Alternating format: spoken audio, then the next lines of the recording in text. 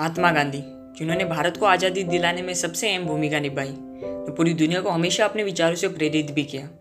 गांधी जी को महात्मा नाम से भी संबोधित किया गया। कई लोग उन्हें बापू कह के भी पुकारते थे।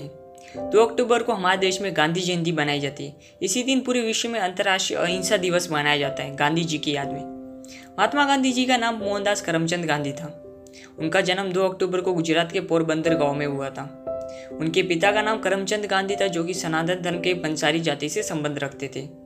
उस समय की ब्रिटिश राज की काठियावाड़ की एक छोटी सी रियासत के दीवान भी थे वो। उनकी माता का नाम पुतलीबाई था। वो करमचंद गांधी की चौथी पत्नी थी। उनकी पहली 3 पत्नियों की मौत प्रसव के समय हो गई थी। पुतलीबाई को भक्ति करना, उपवास रखने में ज्यादा रुचि थी। उस क्षेत्र की जैन परंपराओं के कारण मोहनदास पर भी इसका काफी प्रभाव पड़ा। उन प्रभावों में शामिल थे दुर्लभों में जोश की भावना, शाकाहारी जीवन, आत्मशुद्धि के लिए उपवास रखना आदि। मई 1883 में महात्मा गांधी की महज 13 साल की उम्र में कस्तूरबा बाई मक्खनजी से विवाह हो गया था। 1885 में गांधी जी की पहली संतान का जन्म हुआ।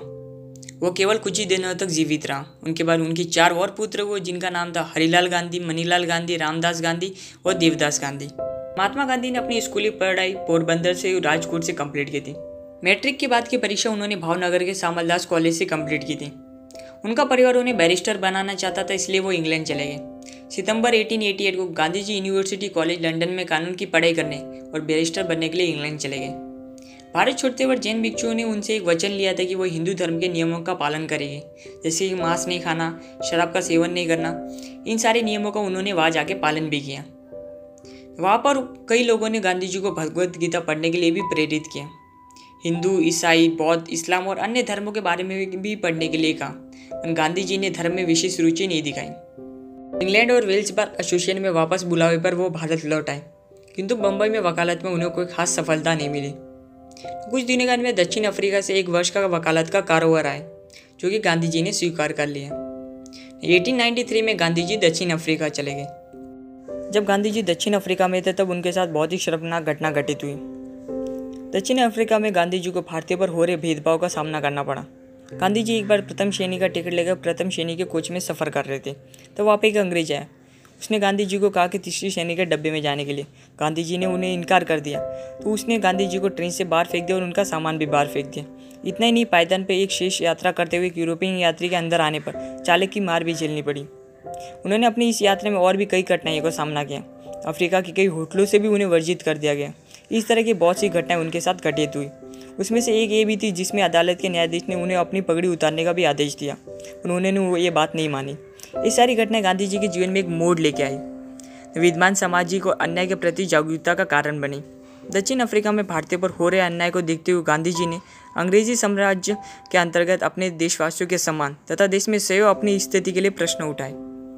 गांधी जी 1915 में दक्षिण अफ्रीका से भारत रहने के लिए लौट आए। उन्होंने भारतीय राष्ट्रीय कांग्रेस के अधिवेशनों पर अपने विचार व्यक्त किए। उनके विचार भारत के मुख्य मुद्दों, राजनीति तथा उस समय के कांग्रेस दल के प्रमुख भारतीय नेता गोपाल कृष्ण गोखले पर आधारित थे, जो कि एक सम्मानित नेता थे। गांधी जी की पहली बड़ी उपलब्धि 1918 में चंपारण सत्याग्रह और खेड़ा सत्याग्रह में मिली, जब अंग्रेज किसानों से फसलों के लिए कर वसूली कर रहे थे, जबकि किसानों की फसलें पूरी तरह से नष्ट हो गई थी। तब गांधी जी ने खेड़ा सत्याग्रह करके अंग्रेजों के खिलाफ किसानों के लिए आवाज़ उठाई।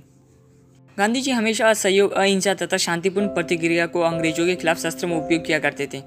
जबकि पंजाब में अंग्रेजी फौजों द्वारा भारतीय पर जलियांवाला नरसंहार, जिसे अमृतसर नरसंहार के नाम से भी जाना जाता है, ने देश को इससे भारी आघात पहुंचा, जिससे जनता में क्रोध तथा हिंसा की भावना उमड़ गई। इस घटना से गांधी जी को बहुत ही ज़्यादा दुख हुआ। दिसंबर 1921 गांधी जी को भारतीय राष्ट्रीय कांग्रेस का कार्यकारी अधिकारी नियुक्त किया गया। उनके नेतृत्व में कांग्रेस को स्वराज के नाम एक नए उपदेश के साथ संगठित किया गया। उस उपदेश में थे विदेशी वस्तुओं का बहिष्कार करना, सैनिक सेनाएं छोड़ दें, बच्चों को सरकारी स्कूल में न पढ़ाना, वो विदेशी कपड़ों का भी बहिष्कार किया।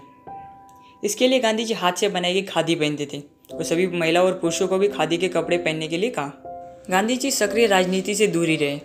1920 की अधिकांश अवधि तक वे स्वराज्य पार्टी और इंडियन नेशनल कांग्रेस के बीच की खाई को भरने में लगे रहे। इसके अतिरिक्त वे अस्पृश्यता, शराब, अज्ञानता और गरीबी के खिलाफ भी आंदोलन छेड़ते रहे। दांडी मार्च, जिसे हम नमक मार्च या दांडी सत्याग्रह के रूप में भी जानते हैं, सन 1930 में महात्मा गांधी द्वारा अंग्रेज सरकार के नमक के ऊपर लगाए गए कर के कानून के विरोध में असविनय कानून भंग कार्यक्रम किया गया था। यह ऐतिहासिक सत्याग्रह कार्यक्रम गांधी जी समेत 78 लोगों द्वारा अहमदाबाद साबरमती आश्रम से समुद्री तटीय गांव दांडी तक पैदल यात्रा करके पूरा किया था। 6 अप्रैल 1930 को हाथ में नमक लेकर नमक विरोधी कानून को भंग किया गया। भारत में अंग्रेजों के शासनकाल के समय में नमक का उत्पादन करना और विक्रय के ऊपर बड़ी मात्रा में कर लगा दिया गया था और नमक जीवन के लिए जरूरी चीज होने के कारण भारतवासियों को इस कानून से मुक्त करने और अपना अधिकार दिलाने हेतु ये कार्यक्रम आयोजित किया गया था। कानून भंग करने के बाद में सत्याग्रहियों ने अंग्रेजों की लाठियां भी खाई थी, परंतु वो पीछे नहीं मुड़े। इस कानून भंग के कारण गांधी जी समेत 78 लोगों को जेल में भी डाल दिया गया था। 1946 ये वो समय था जब भारत को 2 हिस्सों में बांटा जा रहा था, पाकिस्तान और भारत। गांधी जी ने कांग्रेस को ब्रिटिश कैबिनेट मिशन के इस प्रस्ताव को ठुकराने के लिए भी कहा, परंतु इस विभाजन को रोक नहीं पाए। भारत 2 हिस्सों में बढ़ गया, पाकिस्तान और भारत। 30 जनवरी 1948 को गांधी जी नई दिल्ली के बिरला भवन के मैदान में थे। वहाँ पे नाथूराम गोडसे ने उनकी गोली मार के हत्या कर दी। गांधी जी ने आखिरी शब्द हे राम कह के इस संसार को अलविदा कह दिया। बाद में गांधी जी के हत्यारे नाथूराम गोडसे को फांसी दी गई। गांधी जी के विचारों के आधार पर ही नेल्सन मंडेला ने दक्षिण अफ्रीका को अंग्रेजों से आज़ाद कराया। आज भी गांधी जी के विचार हमें बहुत ही ज़्यादा प्रेरित करते हैं। उम्मीद करता हूँ आपको वीडियो पसंद आएगा, तो वीडियो को लाइक कीजिए, ज़्यादा से ज़्यादा दोस्तों के साथ शेयर कीजिए और कमेंट करके जरूर बताएं आपको वीडियो कैसा लगा, और चैनल को सब्सक्राइब कीजिए ताकि ऐसी और भी इंटरेस्टिंग वीडियोस आपको मिलती रहे।